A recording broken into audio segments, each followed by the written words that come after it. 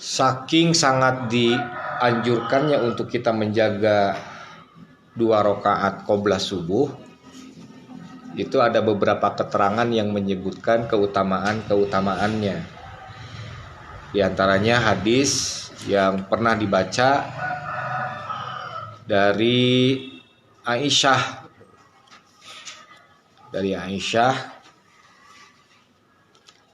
Itu di hadis setelah membahas dari Ibnu Umar yang rawatib muakkad 10 tuh. Di sana ada hadis, udah ketemu hadisnya belum? Wa anha radhiyallahu anha qalat, itu. Ini hadis yang menerangkan di antara sekian banyak hadis bab keutamaan qobliyah subuh. Kata Aisyah, lam yakunin nabiyyu sallallahu alaihi wasallam ala say'in min nawafili asyadda ta'ahudan minhu ala raq'atal fajri muttafaqun alaih. Tidak terbukti ada satupun sholat sunat yang sungguh-sungguh dijaga oleh Rasulullah SAW. Jadi tidak ada sholat sunat yang sungguh-sungguh dijaga oleh Nabi SAW kecuali qobliyah subuh atau 2 rakaat fajar. Saking dijaganya oleh baginda Rasulullah SAW qobliyah subuh ini, maka sekalipun kita sedang menjadi musafir, sedang bepergian, kan hadis-hadis diantaranya menerangkan kalau sedang bepergian rawatib seperti qobliyah duhur, ba'da duhur, ba'da maghrib, ba'da isya itu Rasul tidak melakukan kecuali qobliyah subuh dan witir. Qobliyah subuh sekalipun kita sedang musafir sangat dianjurkan untuk tetap dilaksanakan. Kalau kalian lagi di perjalanan, lagi jadi musafir, qobliyah duhur tidak dilakukan, ba'da duhur juga tidak dilakukan. Dengan niat kita mengikuti sunnah Rasul itu seperti itu. Tapi kalau qobliyah subuh tetap dilakukan. Itu mengisyaratkan betapa sangat pentingnya kedudukan qobliyah subuh. Ditambah dengan hadis yang di bawah, masih dari Aisyah, riwayat dari Imam Muslim. Raqatal fajri khairum minad dunya wa ma fiha. 2 rakaat fajar, maksud 2 rakaat fajar di sini qobliyah subuh tadi, itu lebih baik. Apa yang dimaksud dengan lebih baik di sini?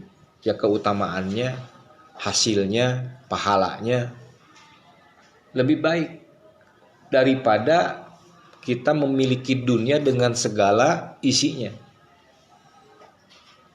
Siapa orang yang paling kaya di muka bumi itu? Bukan orang yang berlimpah harta kalau melihat kepada hadis ini. Siapa orang yang paling kaya di muka bumi ini? Bukan orang yang memiliki mobil tanker gitu. Bukan orang yang punya gunung emas, bukan. Tapi orang yang bisa menjaga sholat qobliyah subuh. Ya kaya dalam pandangan Allah Subhanahu wa taala pastinya. Karena kalau dalam pandangan manusia, ya orang memandang kaya itu kan dari sisi materi, bukan dari amal ibadah. Nah, kita lebih harus fokus pada kaya di sisi Allah. Karena kalau kekayaan kita dipergunakan di sisi Allah, itu kekayaan yang sifatnya abadi. Kalau kekayaan duniawi itu sementara. Maksud sementara itu nggak ada orang yang kaya raya ketika meninggal dunia hartanya dibawa mati ke kuburnya, nggak ada. Kecuali ketika si orang yang kaya raya itu sebelum matinya mensedekahkan hartanya, menginfakkan hartanya, maka hartanya itu akan bisa menjadi salah satu sebab penyelamat bagi dia nanti di akhirat. Anfiqu mimma rojaknakum min qabli ayatiya ahadakumul maut, itu kata Allah. Hendaklah kalian menginfakkan sebagian harta kalian itu sebelum datang kematian, sebelum wafat. Tapi kalau kaya dalam pandangan Allah, kaya dengan amal soleh, ini abadi. Akan dibawa sampai nanti kita di hari penghisaban. Bagaimana cara supaya mendapatkan kekayaan yang terbanyak dan terbaik menurut Allah? Kita mengerjakan qobla subuh. Nah, kemudian hadis yang tadi dibaca, supaya kita tetap bisa mengerjakan qobla subuh, di sini ada panduan dari Rasulullah SAW yang hadisnya diriwayatkan oleh istri Rasulullah yang bernama Aisyah radhiyallahu anha. Yang pertama ketentuannya di sini dikatakan, karena Nabi SAW yukhaffifu raq'ataini qabla sholati subhi. Hatta ini aqulu aqra bi umil kitab. Jadi Nabi SAW kata Aisyah, kalau beliau mengerjakan qobla subuh itu ringan gitu. Tidak, maksud ringkas dan ringan di sini tidak baca surat-surat yang panjang. Sampai ringkas dan ringannya Rasul kalau mengerjakan qobla subuh, Aisyah sampai berkata begini, Rasul baca Al-Fatihah enggak sih? Saking tidak lama berdirinya di rakaat pertama dan kedua itu. Jadi kalian pun kalau mengerjakan qobla subuh jangan pilih surat-surat yang panjang. Sekalipun ya kalian hafal, tapi pilih surat yang paling praktis, yang paling ringan. Itu yang pertama ketentuannya. Dan ketentuan yang kedua, surat yang paling ringan dan paling praktis yang biasa dibaca Rasul, dan ini juga contoh bagi kita untuk diamalkan, yaitu rakaat pertama membaca Al-Kafirun, rakaat kedua membaca Al-Ikhlas. Ini dari hadisnya dari Abu Hurairah nih. Anna Nabiyya sallallahu qara'a fi raq'atil fajri. Bahwasanya Nabi sallallahu membaca di salat qobla subuhnya itu rakaat pertama setelah membaca Al-Fatihah membaca qul ya ayyuhal kafirun. Rakaat kedua membaca qul huwallahu ahad. Ini contoh Rasulnya seperti itu. Jadi membaca qul ya ayyuhal kafirun dan Al-Ikhlas. Ini di qobla subuh. Kalau di sholat subuhnya Rasul lain lagi surat yang dibacanya pasti. Dan ternyata kalau dalam hadis lain dikatakan juga dua surat ini, qul ya ayyuhal kafirun dan Al-Ikhlas, dibaca juga di sholat ba'da maghrib. Jadi sholat ba'da maghrib pun bacaannya rakaat pertamanya Al-Kafirun, rakaat keduanya Al-Ikhlas. Jadi dua surat ini dibaca oleh Rasul dan biasa dibaca Rasul di dua waktu sholat sunat, yaitu sholat sunat qobla subuh dan sholat sunat ba'da maghrib. Kenapa? Gitu kan? Ada pertanyaan, kenapa Rasulullah SAW gemar membaca dua surat itu di dua tempat tadi? Dan kenapa mencontohkan itu kepada kita untuk kita pun membacanya di dua tempat itu?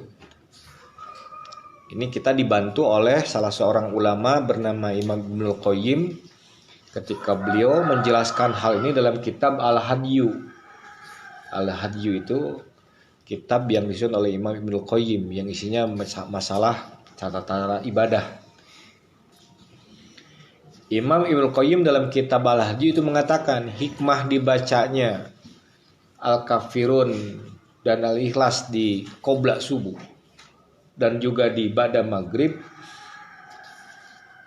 kata beliau, supaya Allah Subhanahu wa ta'ala tetap menjaga akidah kita dan keikhlasan kita dalam beribadah kepada Allah. Agar Allah senantiasa menjaga keikhlasan kita akidah kita kepada Allah di dua waktu itu. Karena kan subuh awal hari ya, subuh. Nah, kita dari subuh ini sampai nanti menjelang maghrib kan kita melewati waktu pagi, melewati waktu siang, melewati waktu sore, kan gitu. Nah, dari pagi sampai menjelang maghrib itu kan kita bertemu dengan orang, ya kan? Kita ngobrol dengan orang, kita beraktivitas. Khawatir jika seandainya di antara isi obrolan, apa yang kita lihat, apa yang kita dengar itu merusak akidah kita, merusak kadar keikhlasan ibadah kita kepada Allah. Makanya kita minta perlindungan kepada Allah sebelum menghadapi kegiatan di hari ini. Di qobla subuh baca 2 surat tadi gitu, supaya Allah tetap menjaga akidah kita dan keikhlasan kita dalam beribadah. Dan apa hikmahnya dibacanya ba'da maghrib? Kan kita mau tidur, kita mau beristirahat, ya kan? Kita tidak mau ketika kita lagi tidur kita meninggal dunia dalam keadaan sedang berurusan akidahnya dengan Allah, rada keganggu, kurang ikhlas dalam ibadah dan sebagainya. Makanya kita minta ke Allah, ya Allah, kalaupun toh aku harus meninggal dunia di malam ini, maka aku minta akidah tetap hanya kepadamu dan keikhlasan pun tetap ibadah hanya kepadamu gitu. Makanya itu hikmahnya kata Imam Ibnul Qayyim.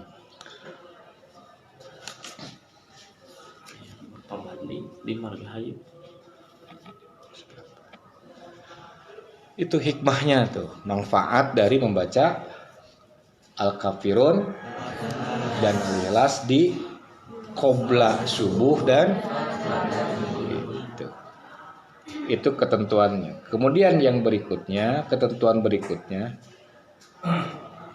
apabila kita telah selesai mengerjakan qobla subuh, sebelum melaksanakan sholat subuh, ini Rasul punya kebiasaan suka tiduran sebentar, rebahan sebentar, dengan posisi bukan rebahan terlentang, bukan rebahan tengkurap, tapi tidur menyamping miring dengan tangan kanan di bawah pipi beliau dan posisi lambung kanan di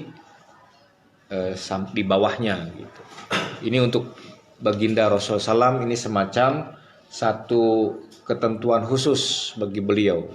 Kalau bagi kita ini hukumnya mubah, jadi tidak mesti harus diikuti itu. Kenapa? Karena alasannya kata Imam Ibnul Qayyim, alasan kenapa Rasul kalau udah beres sholat qobla subuh menunggu adzan subuh berkumandang di rumahnya itu beliau kenapa rebahan dulu? Karena kan semalaman sholat tahajud. Semalaman sholat tahajud dan beliau sholat tahajudnya sangat terbaik, baca suratnya yang panjang-panjang, berdirinya pun lama, pasti lumayan menguras energi ya. Pasti badannya terasa lemes, lelah kan gitu. Makanya beliau istirahat dulu sebentar gitu sebelum melaksanakan sholat subuh gitu. Nah, ini alasannya. Kan kalau kita tahajud enggak misalkan, terus baca surat pun qobla subuh pendek, kenapa harus miring rebahan dulu? Itu bisa jadi malah jadi ketiduran nanti dan jadi malas-malasan. Jadi ada ketentuan-ketentuan seperti itu dalam bab qobla subuh. Jadi kesimpulannya, qobla subuh itu jenis sholat sunat rawatib yang muakkad, harus rutin kita jaga sekalipun kita sedang bepergian, sedang di tempat orang lain, sedang jadi musafir. Dan keutamaannya sangat besar, sangat istimewa di sisi Allah Subhanahu wa taala. Sampai kata Rasulullah, khairum minad dunya wa ma fiha. Lebih baik 2 rakaat qobla subuh daripada memiliki dunia dengan segala isinya kan gitu. Cuman ketentuan tadi, rakaat pertama Al-Kafirun, rakaat kedua Al-Ikhlas. Itu sifat dari qobla subuh, tinggal kita melaksanakannya dengan baik.